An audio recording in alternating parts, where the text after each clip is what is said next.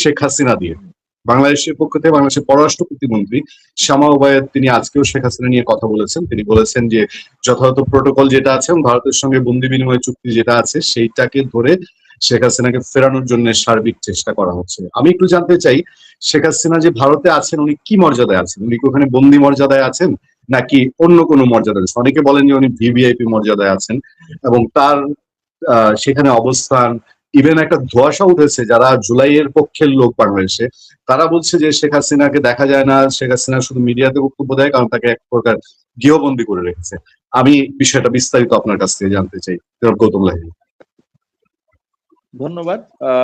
উনি নিরাপদেই আছেন দিল্লিতে এবং যথেষ্ট তাকে সম্মান বা গুরুত্ব দিয়ে রাখা আছে, বিষয়ে কোনো সন্দেহ নেই। তার স্ট্যাটাস যদি বলেন, তিনি যেদিন ভারতে এসেছিলেন সেদিন তিনি তার বিরুদ্ধে কোনো অপরাধের কোনো মামলা বা অভিযোগ কিছুই ছিল না। তিনি একজন রাজনৈতিক নেত্রী এবং প্রধানমন্ত্রী ছিলেন যার জীবন সংশয় ছিল। সেই কারণে তাকে, এবং ভারতের দীর্ঘদিনের বন্ধু, সে কারণে ভারত তার প্রতি এরকম একটা বন্ধুসুলভ আচরণ দেখিয়ে তাকে এখানে আশ্রয় দেয়। এবং বাংলাদেশের সেনাবাহিনীর হেলিকপ্টার বিমানে চেপেই তিনি এসছেন, ভারতের সেনাবাহিনীর এ ব্যাপারে কোনো ভূমিকা ছিল না। তিনি একজন অতিথি হিসেবেই আছেন, এবং অতিথি হিসেবে আছেন অবশ্যই, যেহেতু সাবেক প্রধানমন্ত্রী, সে কারণে তার যেটুকু যা নর্মাল প্রোটোকল বা নিরাপত্তা, এবং সেই হিসেবে এখন যদি বলেন যে কিছু কিছু রাজনৈতিক নেতা আওয়ামী লীগের, তারা সম্প্রতি যে দেখা করেছেন, কথা বলেছেন, তাদের কাছে ভারতীয় নিরাপত্তারক্ষীরাও নাকি মন্তব্য করেছেন উনি আমাদের কাছে এখনো প্রধানমন্ত্রী। এখন মানে সেই রকম মর্যাদায় তাকে রাখা আছে, এবং এটা আছে নিঃসন্দেহে পরীক্ষিত বন্ধু। এবং ভারতের সঙ্গে যে সম্পর্ক ছিল বাংলাদেশের, তার সম্পূর্ণ যে আজকে যে ভিত্তি তৈরি হয়, যে ভিত্তিটা বঙ্গবন্ধু শুরু করেছিলেন, কিন্তু সেটাকে একটা উন্নত শিখরে নিয়ে যাওয়া, যে কারণে সম্পর্কটার নাম দেওয়া হয়েছিল strategic relation beyond strategic relation, মানে স্ট্র্যাটেজিক রিলেশনেরও ঊর্ধ্বে, যাকে সাদা বাংলায় বলা হতো সোনালী অধ্যায়। আর আপনি যে দ্বিতীয় প্রশ্নটা করলেন সেটা হচ্ছে যে বন্দি বিনিময় চুক্তি। আপনাদের দেশের গণ্যমান্য যারা মন্ত্রী পড়াশোনা করেছেন সকলেই বন্দি বিনিময় চুক্তিটা তারা আশা করি পড়েছেন, এবং আমি অনুরোধ করব না পড়লে তারা আবার পড়ে নিন। দেখবেন তাতে কতগুলো ধারা লেখা আছে। স্পষ্টত একটা ধারা আছে যে কারুর যদি কোনো প্রাণ সংশয় থাকে তাহলে তাকে ফেরত দেওয়া হয়।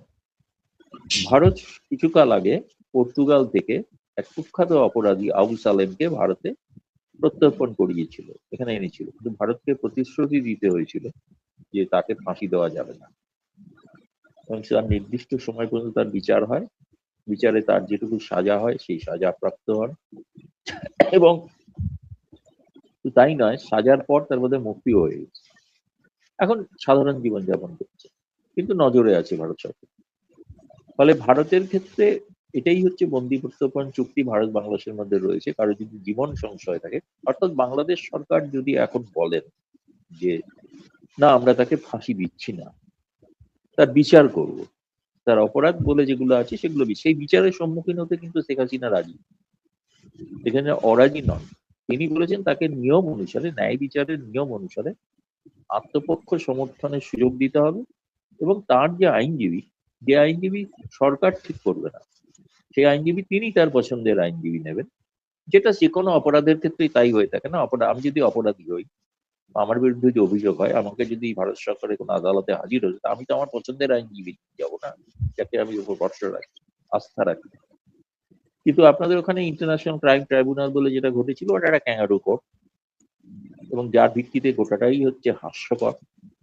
আমি সেটাকে মানে বিভ্রান্তিকর বলছি না, বলছি ওটা হাস্যকর। এই কারণে হাস্যকর, এই পল ভলকারের রিপোর্টে লেখা আছে শেষে যে এটা সবটাই কিন্তু প্রমাণ সাপেক্ষ তা নয়, অথচ সেটার ভিত্তিতে তাকে শাস্তি দেওয়া হয়ে গেছে।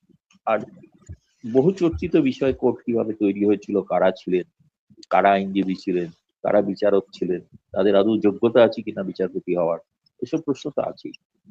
ফলে আমার মধ্যে কথা হচ্ছে প্রত্যর্পণ হতে পারে যদি ওই শর্তগুলো যদি বাংলাদেশ সরকার মানে। এক, তার জীবনহানি হবে না, জীবনের কোনো সংশয় থাকবে না, আর ন্যায় বিচারের সুযোগ দিতে হবে। এটা যদি বাংলাদেশ সরকার লিখিতভাবে জানান, তাহলে কিন্তু ভারত সরকারকে বিচার করে দেখতে হতে পারে। আচ্ছা আচ্ছা, মানে বাংলাদেশ সরকার যে লিখিত এরকম কমিটমেন্টে যায়। হ্যাঁ, লিখিত দিতে হবে না, ভারতকে লিখিত দিতে হয়েছিল পর্তুগাল সরকারের কাছে যে আমরা তাকে ফাঁসি দেবো না। বিচারে ফাঁসির আদেশ হলেও ফাঁসি দেবো। আচ্ছা আচ্ছা, সেই ক্ষেত্রে শেখ হাসিনার মতামতের একটা বিষয় নিশ্চয়ই থাকবে। শেখ হাসিনার মতামত আছেন, তিনি কিন্তু আপনি হয়তো লক্ষ্য করে দেখবেন যে সম্প্রতি যে সমস্ত তিনি সাক্ষাৎকার দিয়েছেন, তার প্রধান কথাই হচ্ছে তিনি দেশে ফিরতে চান। দেশে ফিরে কি করবেন সেটা তিনি কিন্তু ইন্টারভিউতে বলছেন না। তিনি দেশে ফিরে রাজনীতিতে নামবেন, ভোটে দাঁড়াবেন, এসব কথা বলছেন। বলছেন নিজের জন্মস্থানে তিনি ফিরতে চান, হয়তো গোপালগঞ্জে ফিরতে চান, টুঙ্গিপাড়ায় যেতে চান। কিন্তু ফিরলে তো তাকে এখন এখন বর্তমানে যে অবস্থা রয়েছে, সে অবস্থায় তো এরকম কোনো যদি আলাপ আলোচনা করে কোনো স্থির না হয় যে তাকে একটা যথাযোগ্য মর্যাদা না দিয়ে তাকে যেখানে রাখা, আশ্রয়স্থল দেওয়া, আশ্রয় দেওয়া এবং তার একটা বিচারের ব্যবস্থা করা, সেটা তো অন্য বিষয়। সেটা তো বাংলাদেশ সরকার এমন তো কোনো কথা কিন্তু বলছে, তারা বলছেন বন্দি প্রত্যর্পণ চুক্তি অনুসারে ব্যবস্থা নেওয়া হচ্ছে, কিন্তু যেটা বলছেন না সেটা হচ্ছে যে আমরা তাকে ফাঁসি দেবো না, সেটা মুখে বলছেন না। এই প্রশ্নটা সাংবাদিকদের করা উচিত। প্রত্যর্পণ চুক্তি অনুসারেই ফেরত হতে পারে, কিন্তু আপনি ফাঁসি দিলে সেটা ফেরত হয় না। তাহলে কি ফাঁসিটা বাদ দিয়ে অন্য কোনো বিচারের কথা বলছেন? এটা কি ভারতকে জানিয়েছেন? বলুন। দাদা এই, জি, সেই ক্ষেত্রে মানে এই বিষয়ে কি ভেতরে ভেতরে কোনো কিছু আগাচ্ছে বলে আপনার ধারণা? দেখুন, ভেতরে ভেতরে যদি হয়েই থাকে, আহ, একটা তো নিশ্চয়ই আমার নিজের সন্দেহ, মানে তার কোনো প্রমাণ নেই। তুমি জানেন যে কতগুলো মানুষ, কতগুলো নেতা যখন খুব জোর দিয়ে কিছু কথা বলে, সেটা হচ্ছে তার কনস্টিটিউয়েন্সিকে সেটা শোনানোর জন্য, কিন্তু আদতে কি তিনি সেটা করছেন? তাকে দেখাতে হয় প্রচন্ড ভারত বিরোধিতা, তাকে দেখাতে হয়। এই প্রসঙ্গে তো আপনাকে অন্য একটা কথা বলি, মানে যার সঙ্গে যোগ আছে, যোগসূত্র আছে, সেটা হচ্ছে যে ভারত সরকারের সঙ্গে বাংলাদেশ সরকারের একটা অন্য স্তরে, মানে কূটনৈতিক চ্যানেলেই যদি বলেন, অফিসিয়ালি না হলেও আনঅফিসিয়ালি কথা হচ্ছে, বিশেষ করে তারেক রহমানের চীন মালয়েশিয়া সফর নিয়ে। সেক্ষেত্রে তাদের একটা বক্তব্য আছে, বক্তব্যটা ভারত সরকার কিন্তু স্বীকার করে। সেই বক্তব্যটা হচ্ছে যে শেখ হাসিনা যেভাবে ডিপ্লোমেসি করতেন, সেই ডিপ্লোমেসি তো বিএনপি সরকার একই রকম করবেন, তাহলে তারা আলাদা দল কেন, আলাদা কেন? শেখ হাসিনা আগে ভারতে গেছেন, পরে চীনে গেছেন, সেক্ষেত্রে ইনি আগে চীনে যাবেন, পরে ভারতে আসবেন, এবং আসতে তাকে হবেই। এ বিষয়ে তিনি যাই করুক, আসতে হবেই, এবং ভারত ছাড়া সম্ভব নয়, ভারতেরও সম্ভব নয়, বাংলাদেশেরও সম্ভব নয়। এগুলো হচ্ছে ওখানকার মানুষকে একটু সন্তুষ্ট রাখার জন্য এসব করা, যেমন একটা ভাব দেখানো যে আমরা, যেটা ঘটনা শেখ হাসিনা থেকে ভিন্ন পথে চলছে, সেটা ঠিক কথা। ফলে সেই কারণে আমরা যেটা শুনেছি পররাষ্ট্র মন্ত্রণালয় থেকে, নিশ্চিতভাবে তারেক রহমান ভারত সফর করছেন, এবং সেটা সময়টা ঠিক হয়নি। কারণ কিন্তু তাহলে এই যে কথা বলছেন, এই কথাগুলো যে ভারত বিরোধী এত কথা কিছু মন্ত্রীরাও বলেন, হচ্ছে যে তাদের কনস্টিটিউয়েন্সির জন্য। ভারতেও তো এরকম অনেক মন্ত্রী আছে, অনেক কিছু বলতে হয়, তারা বলেন। সেটা হচ্ছে একটা কনস্টিটিউয়েন্সিকে দেখা, আর একটা বাইরে ডিপ্লোম্যাটিক একটা রিলেশন রাখা, দুটো দু স্তরে চলে আর। ফলে আপনি যেটা বলছেন নেপথ্য থেকে কিছু হচ্ছে, আমি খুব অবাক হব না নেপথ্যে কোনো আলোচনা চলবে। দাদা, আওয়ামী লীগ তো বাংলাদেশের কার্যক্রম সে অর্থে চালাতে পারছে না, এটা আমরা জানি। কিন্তু ভারত থেকে ধরেন শেখ হাসিনা যে ইন্টারভিউ দিচ্ছেন, প্রচুর ইন্টারভিউ, এবং এনডিটিভির মতো চ্যানেলে ওনার ইন্টারভিউ যাচ্ছে, এইটাও কি ভারত সরকারের সাথে কোনো ইন্টারনাল সমঝোতার ভিত্তিতে? কারণ শেখ হাসিনাকে দেখা যায় না, দেখা যায় না, এটা একটা বড় ব্যাপার। এবং তিনি প্রকাশ্যে আসেননি 5 আগস্টের পরে, আর তাকে প্রকাশ্যে আসতে দেখা যায়নি, কিন্তু ইন্টারভিউ গুলো দিচ্ছেন। ইউনূস আমলে তো এগুলো না দেওয়ার জন্য একটা ভারতের কাছে একটা চাপ বলি বা একটা অনুরোধ বলি ছিল। এখন যদিও বিএনপি সরকার সেটা নিয়ে কোনো কথা বলছে না, কিন্তু এর পেছনে কি কোনো আন্ডারস্ট্যান্ডিং আছে ভারতের সাথে আওয়ামী লীগের? না, আন্ডারস্ট্যান্ডিং বলতে এটুকুই আছে যে তিনি তো অপরাধী নন, তিনি তো বন্দী নন, তাকে তো বন্দি করে রাখা হয়নি। তিনি একজন মুক্ত বাংলাদেশী নাগরিক। হ্যাঁ, এটা ঘটনা। তার জীবনের নিরাপত্তার কারণেই আর ক্রমাগত আপনি দেখছেন তো যে আপনাদের ওখানে কত কালোকে একটা বলেছে কোন একটা জঙ্গি নেতা যে তাকে ওখানে খুন করে দেওয়া হবে। আমার তো মনে হয় তারেক রহমান সরকার উচিত এক্ষুনি তাকে গ্রেপ্তার করা, গ্রেপ্তার করে জিজ্ঞেস করা দরকার যে এরকম কেন কথা সে বলছে, যেগুলো গণমাধ্যমে দেখতে পাচ্ছি, সোশ্যাল মিডিয়ায় দেখতে পাচ্ছি। তার তো জীবনের একটা নিরাপত্তার বিষয় আছে, ফলে সেই কারণে তার চলাফেরার ব্যাপারে কিছু নিয়ন্ত্রণ আছে। কিন্তু তিনি কি করবেন, তিনি এটা তো প্রথম কথা হচ্ছে, ভারত তো বাংলাদেশ নয়।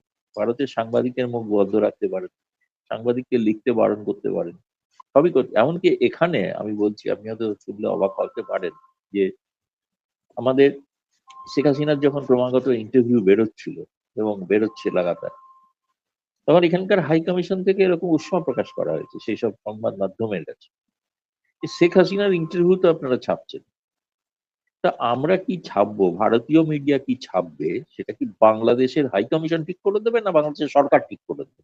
আমরা কি বাংলাদেশের কি অন্তর্গত কোনো রাষ্ট্র? এখানে স্বাধীনতা আছে সকলের, তারা আমরা প্রধানমন্ত্রীরও সমালোচনা করতে পারি, এবং এখানে যারা আছেন তাদের মিডিয়ার কাছে তো শেখ হাসিনা একটা আকর্ষণীয় বিষয়। এখানে তো মিডিয়ার মধ্যে তীব্র প্রতিযোগিতা চলে। আচ্ছা, এনডিটিভি পেলো, আমরা কেন পেলাম না, আমরা কেন পাইনি? পরের দিন এডিটোরিয়াল মিটিং এ তাদেরকে ধমকাচ্ছে এডিটর, এনডিটিভি পেয়ে গেল, তুমি টাইমস নাও, তুমি রিপাবলিক টিভি পেলে না, কি ব্যাপার, তোমার ব্যর্থতা, তুমি চেষ্টা। তারা এখন মরিয়া হয়ে চেষ্টা করছে আবার একটা ইন্টারভিউ। আর তিনি সময় সময় সময় বুঝে ইন্টারভিউ দেন, এবং ইন্টারভিউটা দেওয়ার একটা কারণ ছিল, যেটা যেটা শুরু হয়েছিল, যেটা যে 23শে জুন আওয়ামী লীগের প্রতিষ্ঠা দিবস, এই দিবসে বলতে তিনি একটা সাইন্ড আর্টিকেল লিখেছিলেন। সেই আর্টিকেলটা আমিও পেয়েছিলাম, আমিও আমার মতো আমার গণমাধ্যমে আমি ছাপিয়েছি। সেটার ভিত্তিতেই তিনি কেউ কেউ, এবং ইন্ডিয়ান এক্সপ্রেসের কাগজে পুরো আর্টিকেলটা ছাপা হয়েছে, এবং বাংলাতে ছাপা হয়েছে কিছু জায়গায়। আর আপনার ওই তারপরে এনডিটিভি সেটা হয়তো কথা বলে নিয়েছে তার সঙ্গে, যে এটাকে তারা ইন্টারভিউ, কারণ ওই যে সাইন্ড আর্টিকেল, সেই আর্টিকেলটার সঙ্গে ইন্টারভিউটার কিন্তু খুব একটা ফারাক নেই, একই বিষয়। ফলে এখানে ভারত সরকার তো আপত্তি করতে গেলে তো ভারত সরকারকে আপত্তি করতে হবে ভারতীয় মিডিয়াকে, ভাই তুমি শেখ হাসিনার ইন্টারভিউ নেবে না, এরকম তো কিছু বলেন। ফলে এটা তো কোনো আন্ডারস্ট্যান্ডিং এর বিষয় কিছু না। আর আমি তো এখনো বলছি, আবারও বলছি, দেখুন, অভিজ্ঞতা থেকে বন্ধু শত্রু চেনা যায় না।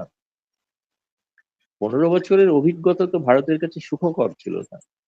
তিনি জঙ্গিদের কড়া হাতে দমন করেছিলেন, বাংলাদেশের জমি ভারত বিরোধীকে যে ব্যবহার করতে দেননি, এবং সেটাকে তারা প্রচার করলেন যে এটাকে ভারতের কাছে বিকিয়ে দেওয়ার বিষয়।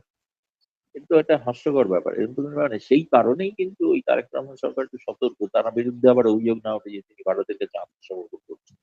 সেজন্য একটু ভারতের ব্যাপারটাকে একটু রয়ে সয়ে করতে চাই, এটুকুই বলতে পারি। একটা প্রশ্ন কিন্তু দাদা আমাদের দেশে উঠে যে এই যে বলা হয় যে শেখ হাসিনা ভারতের কাছে বাংলাদেশ বিক্রি করে দিয়েছে, সমানে গোলামি চুক্তি করেছে, কিন্তু ইউনূস তো তার এই 18 মাসের শাসনে একটাও দেখাতে পারলো না। ইভেন আসিফ নজরুল বলেছিল 26 লাখ ভারতীয় বাংলাদেশে কাজ করে, তার একজনকেও তারা ফেরত পাঠায়নি। বাংলাদেশে এটা বিস্তর আলোচনা আছে, মানে এরকম একটা। আমি কিন্তু তাদের কথা বলবো না, আমি বর্তমান সরকারও যেটা আছে তারাও সেই চুক্তিগুলো প্রকাশ করে দেখাক না, তারাই বা প্রকাশ করছেন না কেন? বা বাংলাদেশের সাংবাদিকরা কেন তাদের প্রশ্ন করছেন না?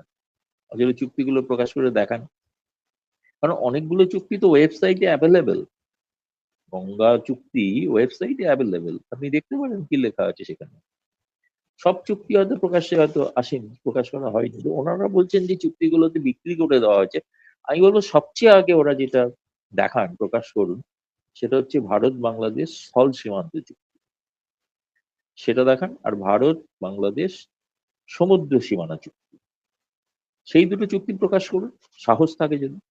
সাহস নেই, দেখাতে পারবেন না, কারণ স্থল সীমান্ত চুক্তিতে ভারত 10,000 একর জমি বাংলাদেশকে দিয়েছে। সমুদ্র সীমানায় আন্তর্জাতিক ট্রাইব্যুনাল বাংলাদেশের পক্ষে রায় দিয়েছিল, ভারত তার প্রতিবাদ করে, তাতেও বেশি এলাকা পেয়েছে। ফলে আগে প্রথম উচিত হচ্ছে 1996 সালের গঙ্গা চুক্তি এবং এই দুই স্থল সীমান্ত চুক্তি এবং সমুদ্র সীমানা চুক্তি, যেটাকে মাইল ফলক বলা হয় দু দেশের সম্পর্কে, এই দুটো প্রকাশ করে দেখান, যেখানে কিভাবে বাংলাদেশকে বিক্রি করে দেওয়া হয়েছিল ভারতের কাছে। দাদা, আমি আরেকটা প্রসঙ্গে যেতে চাই। সেটা হলো তারেক রহমান সরকার আসার পর ভারত বাংলাদেশ সম্পর্ক এখনো আমাদের কাছে ঠিক খোলাসা না, যে কোন জায়গাটায় দাঁড়িয়ে আছে একটু বুঝতে, কোথায় মানে চোখ বন্ধ করে বলে দেওয়া যায় হ্যাঁ ভারত বাংলাদেশ সম্পর্ক খুব ভালো বা খুব খারাপ, কোনোটাই কেন যেন বলতে পারছি না। ভারত বাংলাদেশের এই তারেক রহমান সরকার আসার পর বিপদে ডিজেল দিয়েছে, তেল দিয়েছে। তারপর আপনারা ভিসা উন্মুক্ত করে দিয়েছেন, যেটা বাংলাদেশি মানুষের কাছে সাংঘাতিক প্রত্যাশিত ছিল। এটার প্রমাণ হলো যে প্রতিদিন লাখ দেড় লাখ মানুষ ভিসার অ্যাপ্লিকেশন করছে। আপনারা যে এটা দিচ্ছেন, এটা কি কোনো স্ট্র্যাটেজি আপনাদের, যে না বাংলাদেশ থেকে পাই না পাই কম পাই, অথবা দিয়ে আমরা আগে পথ ক্লিয়ার রাখলাম যে আমরা তো তোমাদের সব দিয়েছি, তোমরা এই করছো?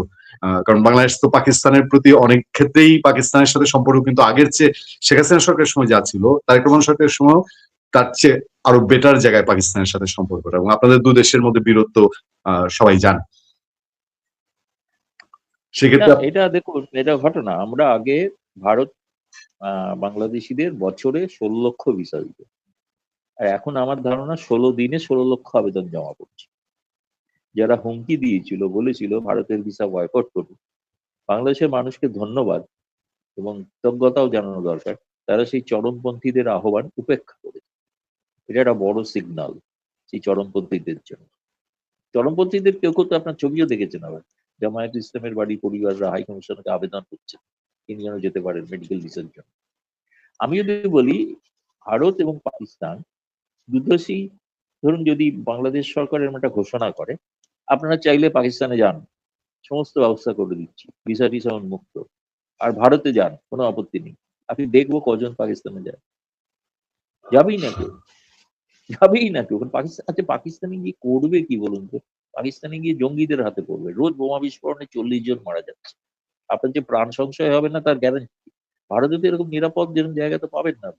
কলকাতা হাতের কাছে, তার ভাষা এক, খাওয়া দাওয়া এক, সংস্কৃতি এক, সেখানে তো মানুষ পাগল যাওয়ার জন্য। আপনাদের ওখানে আগেও ঈদের সময় বা বাড়িতে শাদী হলো, তার বিয়ের বাজারটা হতো কিন্তু কলকাতা।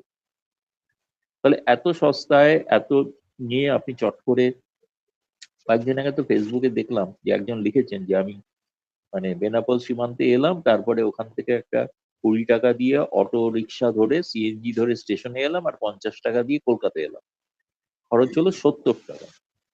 আপনি পাকিস্তানে যেতে পারবেন 70 টাকা?